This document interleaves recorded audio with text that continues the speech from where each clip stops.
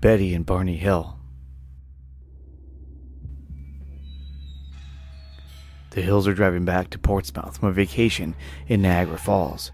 Just south of Lancaster, New Hampshire, Betty claimed to have observed a bright point of light in the sky. While Barney navigated U.S. Route 3, Betty reasoned that she was observing a falling star. Only it moved upward. Because it moved erratically and grew bigger and brighter, Betty urged Barney to stop the car for a closer look, as well as to walk their dog, Delcy. Barney stopped and pulled over at a scenic picnic area just south of Twin Mountain. Betty, looking through her binoculars, observed an odd-shaped craft flashing multicolored lights travel across the face of the moon. Through binoculars, Barney observed what he reasoned was a commercial airliner traveling toward Vermont on its way to Montreal. However, this all changed when the craft, without looking as if it turned, rapidly descended in his direction. This observation caused Barney to realize, and I quote, "This object that was a plane was not a plane." The Hills continued driving on the isolated road, moving very slowly in order to observe the object as it came even closer. At one point, the object passed above a restaurant and a signal tower on top of Cannon Mountain, and came near the Old Man of the Mountain. The Old Man of the Mountain carries a profile of a man's face. Betty testified that it was at least 1.5 times the length of the granite cliff profile, which is 40 feet, and it seemed to be rotating. The couple watched as the silent, illuminated craft moved erratically and bounced back and forth in the night sky, about 1 mile south of Indian Head. They said the object rapidly descended towards their vehicle, causing Barney to stop in the middle of the highway. The huge silent craft hovered about 80 to 100 feet above the Hills' 1957 Chevrolet Bel Air and filled the entire field of view in the windshield. Carrying his pistol in his pocket, he stepped away from the vehicle and moved closer to the object. Using binoculars, Barney claimed to have seen 8 to 11 humanoid figures who were peering out of the craft's windows, seemingly to look at him.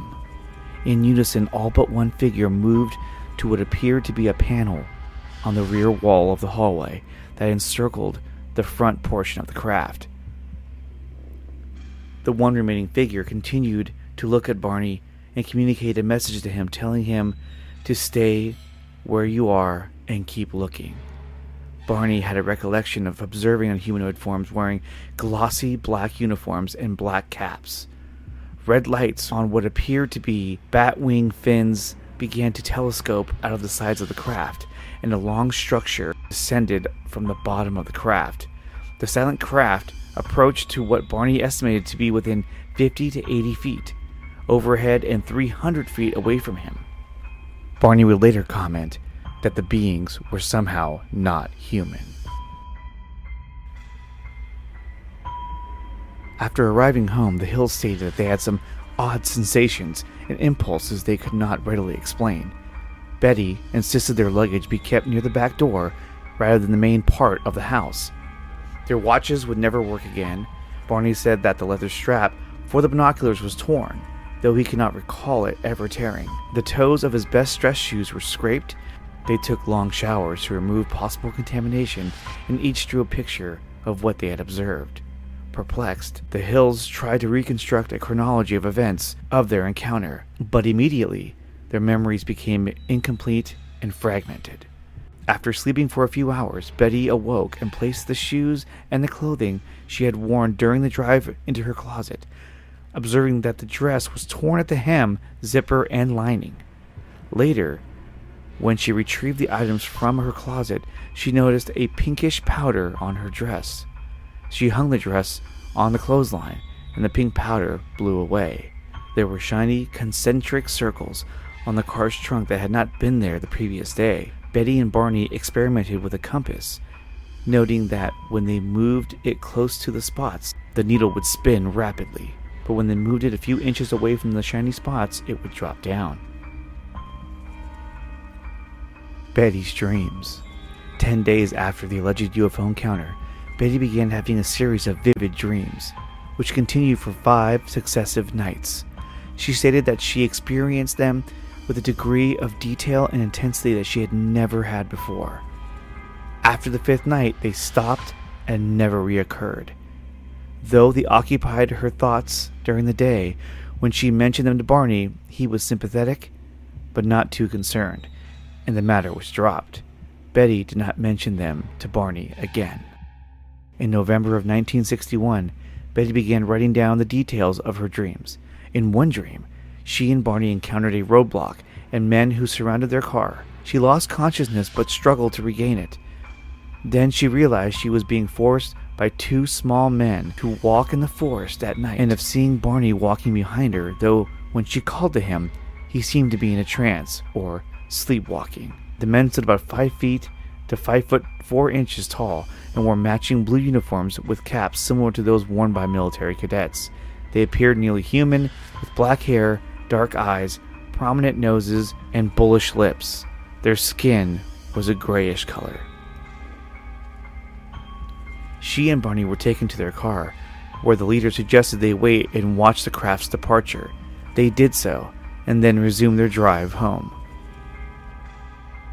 The Hills would later claim to recall almost nothing of the 35 miles of U.S. Route 3 between Lincoln, Indian Head, and Ashland. Both claimed to recall an image of a fiery orb sitting on the ground.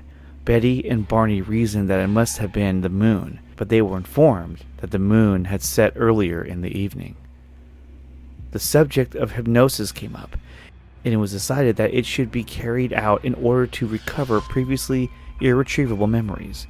Barney was apprehensive, but thought it might help Betty put to rest what Barney had described as the nonsense of her dreams. Under hypnosis, Barney reported that the binocular strap had broken when he ran from the UFO back to his car. He recalled driving the car away from the UFO, but afterward, he felt irresistibly compelled to pull off the road and drive into the woods. He eventually sighted 6 men standing on a dirt road. The car stalled and the 3 men approached the car. They told Barney not to fear them. He was still anxious. However, he reported that the leader told Barney to close his eyes. While hypnotized, Barney said, "I felt like the eyes had pushed into my eyes." Barney described the beings as generally smaller to Betty's hypnotic, not dream, recollection.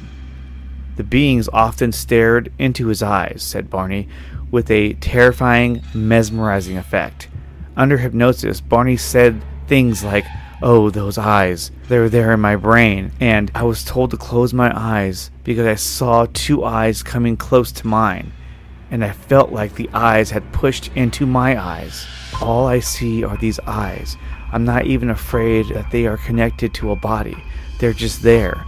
They're just up close to me, pressing against my eyes." While Betty reported a conversation with the leader in English, Barney said that he heard them speaking in a mumbling language that he did not understand. Betty also mentioned this detail. The few times they communicated with him, Barney said it seemed to be thought transference. At the time, he was unfamiliar with the word telepathy. Under hypnosis, Betty's account was similar to her 5 dreams about the UFO abduction, with some notable differences, mainly pertaining to the capture and release. Also, the technology on the craft was different. The short men differed significantly in physical appearance, and the sequential order of the abduction differed. Barney and Betty's memories and hypnotic regression were, however, consistent with one another. When the series of hypnosis sessions were completed, the hypnotist Simon wrote an article about the Hills for the journal Psychiatric Opinion, explaining his conclusion that the case was a singular psychological apparition. Guys, what do you think about the case of Betty and Barney Hill, one of the first reported abductions in UFO history? Leave your comments in the comment section below. Make sure you subscribe to the channel, smash the like button, and I'll see you guys next time.